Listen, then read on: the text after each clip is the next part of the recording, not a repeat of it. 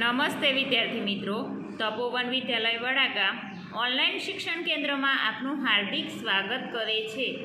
અગાઉ આપણે 6 સુધી ભણી ગયા। આજે શું ભણીશું? જહાજ કા જ। શું આવશે? જહાજ કા જ। હવે અહીં આપેલું છે જહાજ, તો આપણે શું કરવાનું છે? અહીંયા ડોટ ડોટ આપેલા છે એ પૂર્ણ કરવાના છે।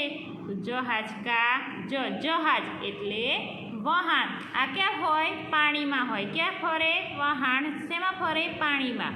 તો અહીં આપેલું છે જ ઢૂંઢકર ઉસ પર ગોલ બનાવો, એટલે જ શોધી તેના ઉપર ગોળ બનાવો। અહીંયા જ શોધવાનું છે। ચલો, પહેલું શું આપેલું છે? જ, તો એના ઉપર ગોળ આવશે। પછી આપેલો છે ન, ટ, ખ અને જ આપ્યો હોય તો એના ઉપર શું કરવાનું છે? ગોળ। પછી ક, પાછું આવ્યો શું આવ્યું? જ।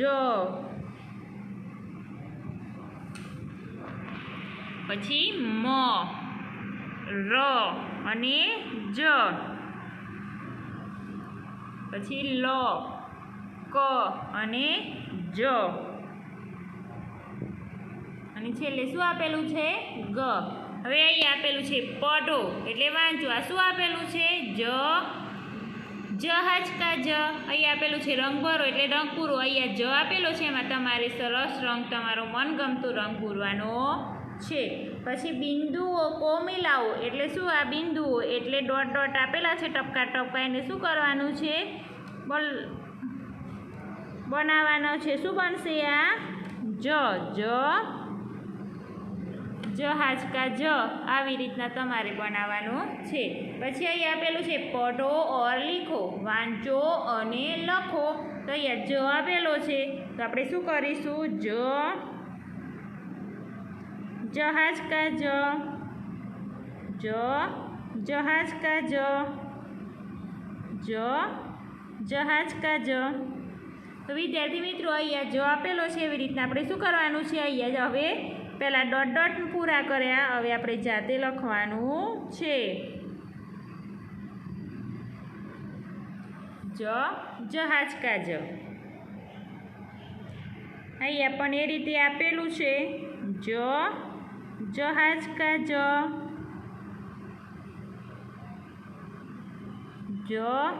જહાજ કા જ।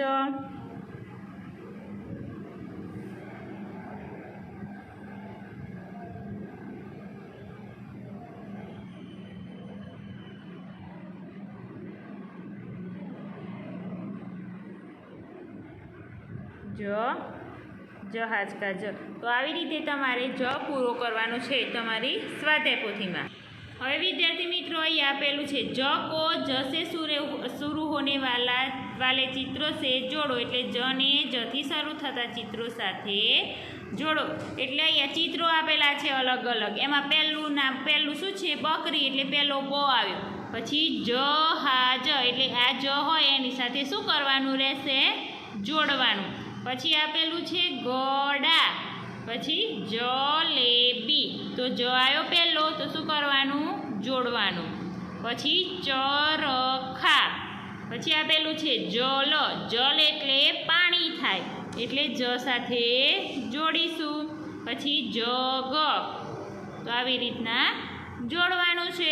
પછી અહીં આપેલું છે જ કે નીચે રેખા ખીંચો, એટલે જની નીચે લીટી દોરો। તો અહીંયા અલગ અલગ શબ્દો આપેલા છે, એમાં જ આપેલું હોય તો એમાં શું કરવાનું છે? નીચે લીટી દોરવાનું છે। અહીં આપેલું છે સૂરજ, જનક, ગાજર, જમના, ભજન અને કાજલ। તો આવી રીતના આપેલા હોય તો જ્યાં જ આપ્યો હોય તેના નીચે લીટી દોરવાનું છે। તો સૂરજ, તો અહીંયા જ નીચે આપણે શું કરીશું? લીટી। પછી જનક, એટલે જના નીચે લીટી આવશે। પછી ગાજર, પછી જમના, એટલે જ, ભજન, કાજલ। હવે અહીં આપેલું છે જસે અલગ વર્ણ પર ચોકડી કરો, જથી જુદા અક્ષર પર ચોકડી કરો। જ આપેલો હોય અને એનાથી અલગ હોય એ શબ્દ પર શું કરવાનું છે? ચોકડી। જુઓ, જ અને ન એ આવ્યો એટલે શું કરવાનું? ચોકડી। ચોકડી. પછી લ છે તો પણ ચોકડી. પછી જ આપ્યું છે, પછી શું આપ્યું છે? ર, તો ર ઉપર ચોકડી. પછી ગ, પછી જ, છ ઉપર ચોકડી, અણ, અને અહીંયા જ. પછી શું આપ્યું? જ. હવે વ, જ, બ, સ. તો આવી રીતના તમારે ચોકડી કરવાની રહેશે. હવે અહીંયા આપેલું છે પઢો ઓર લીખો, વાંચો અને લખો. જ, જલેબી કા જ. તો અહીંયા જ ડોટ ડોટ આપેલું છે, આપણે શું કરીશું? પૂર્ણ કરીશું. તો જલેબી કા જ અહીંયા આપણે લખી દઈશું જલેબી કા જ. જગ કા જ. તો અહીંયા આપણે જ લખી દઈશું. હવે લખી દઈશું અહીંયા જગ. પછી શું આપેલું છે? જલ. જલ એટલે શું થાય વિદ્યાર્થી મિત્રો? પાણી.